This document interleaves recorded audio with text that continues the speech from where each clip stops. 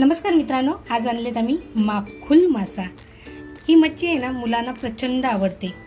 मी साफ केली आहे, पूर्ण साफ करून धुवून घेतलेली आहे। आणि आज आहे ना, माकुल माशामध्ये नेहमी आपण मसाला बनवतो किंवा रस्सा बनवतो, तर आज मी माकुलचा स्टफ बनवते। त्याच्यासाठी मी कोळंबी वापरणार आहे आणि माकुलचं जे डोकं आहे ना, ते वापरणार आहे। तर चला सुरुवात करते। हे जी माकुलची डोकी मी साफ करून घेतली आहे, साफ करून धुवून घेतलेली आहे। तर ही मी अगोदर खिमा करून घेते यांचा।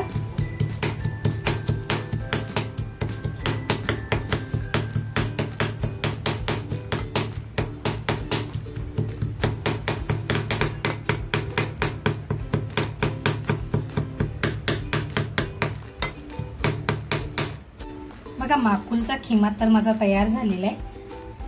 आता मी ह्याच्यामध्ये आहे ना, कोळंबी सुद्धा टाकणार आहे, त्याच्यामुळे कोळंबी सुद्धा बारीक करून घेते।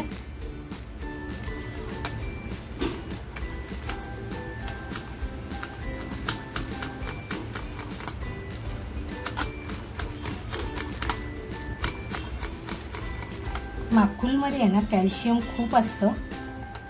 लहानांपासून मोठ्यांपर्यंत ही माकुल मच्छी खूप आवडते।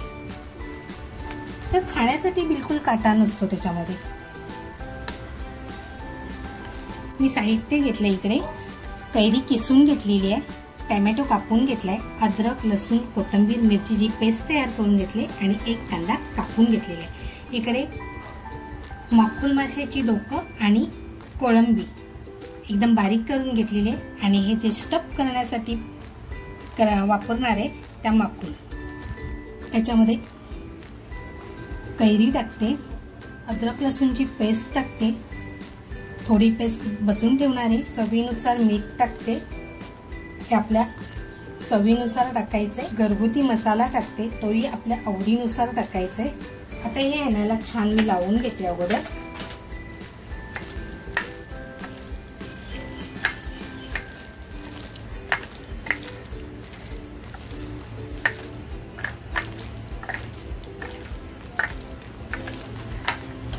बघा, छान लावून झाले माझं। आपला कांदा टोमॅटो फ्राय होईपर्यंत हे 5 मिनिटं मॅरिनेट होईल। कढईमध्ये तेल टाकते, थोडंसं टाकते, जास्त नाही। बघा, थोडंसं तेल टाकलेलं आहे, थोडंसं पसरवून घेते। तेल बघा छान तापलेलं आहे, कांदा टाकते।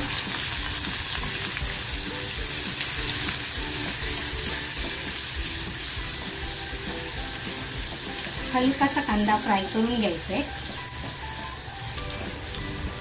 अद्रक लसूण कोथिंबीरची जी पेस्ट ठेवली होती ती टाकते आता।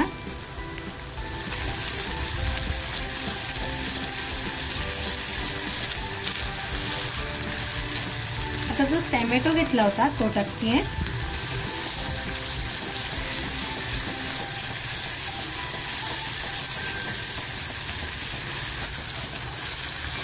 मग हलकासा कांदा टोमॅटो फ्राय झालेला आहे। आता जे माकुल कोळंबी जे बारीक करून घेतलं होतं ना मी, माकुल माशाचं डोकं कोळंबी, ते आता मी याच्यामध्ये टाकणार आहे।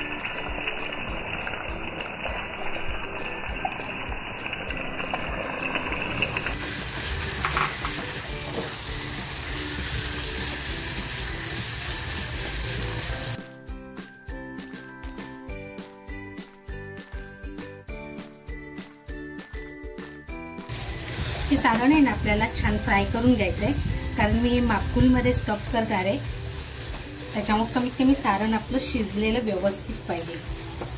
बघा, जी कोळंबी आणि माकुलचं जे अंगचं पाणी होतं ना, ते कसं सुटलेलं आहे, त्याच्यामुळे आपल्याला हे पूर्ण सुकवायचं आहे। बघा, आपलं सारण आहे ना, आंबट तिखट छान तयार झालेलं आहे।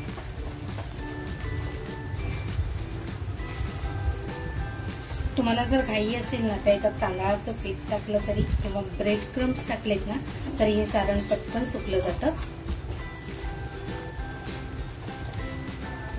गॅस बंद करते आणि हे सारण काढून घेते आणि 5 मिनिटं थंड करत ठेवते। ह्या ज्या माखल्या घेतल्यात ना, त्यांना मी थोडंसं अद्रक लसूणची पेस्ट लावून घेते, चवीनुसार, पण थोडं कमी मीठ टाकते। आणि छान यांना लावून येणे आपलं सारण थंड होतंय ना, तोपर्यंत ठेवून देते। इकडे आहे ना मी माकुल घेतलेत आणि इकडे जो खिमा तयार करून घेतलाय ना, कोळंबी आणि माकुलचं डोकं, ते आता मी याच्यामध्ये भरते। मी थंड करत ठेवलं होतं। हे चमच्याने भरता येणार नाही, आपल्याला हातानेच भरावं लागणार आहे, कारण ही माकुलच्या आतमध्ये भरती आहे।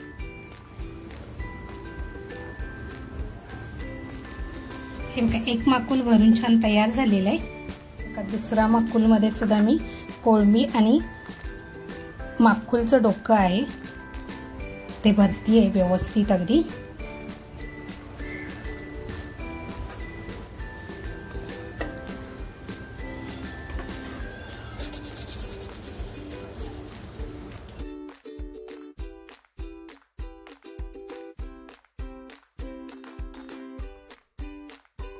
असेच आहे ना हे सगळे माकुल भरून घेते अगोदर।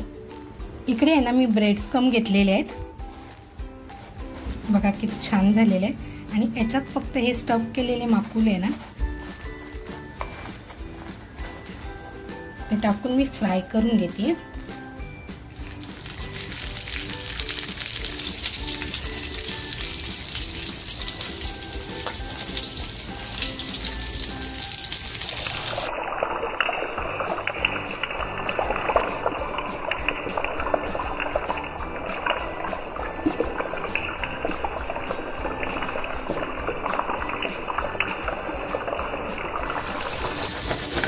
एक बाजू झालेली आहे, पलटी करून घेते।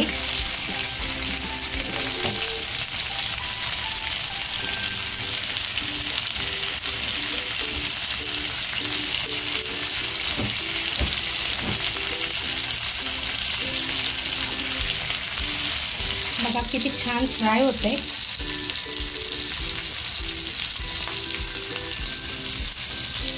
तुम्हाला फक्त दिसते, पण इतका त्याचा स्मेल सुंदर म्हणजे छान येतोय ना, की मुलं आता आजूबाजूला येऊन उभी राहिलेली आहेत। बघा आपलं स्क्वेड तयार झालेलं आहे, काढून घेते आणि बाकीचे आहेत ना ते टाकून घेते। थोडंसं तेल टाकते,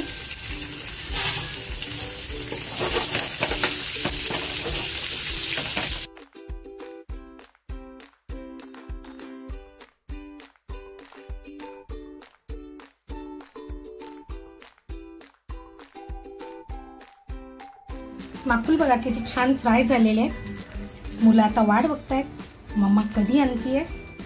मित्रांनो, ही माकुल माशाची बनवलेली डिश, हा मसाला जो बाजूला निघाला होता थोडाफार, तो बाजूला ठेवलेला आहे। मुलांना तसाही खायला आवडेल, कारण त्यात कोळंबी आणि माकुलच आहे।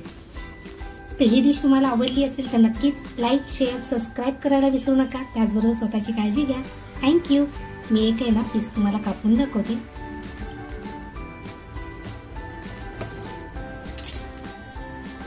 किती परफेक्ट झालेलं आहे बघा, आतली कोळंबी सुद्धा बघू शकताय।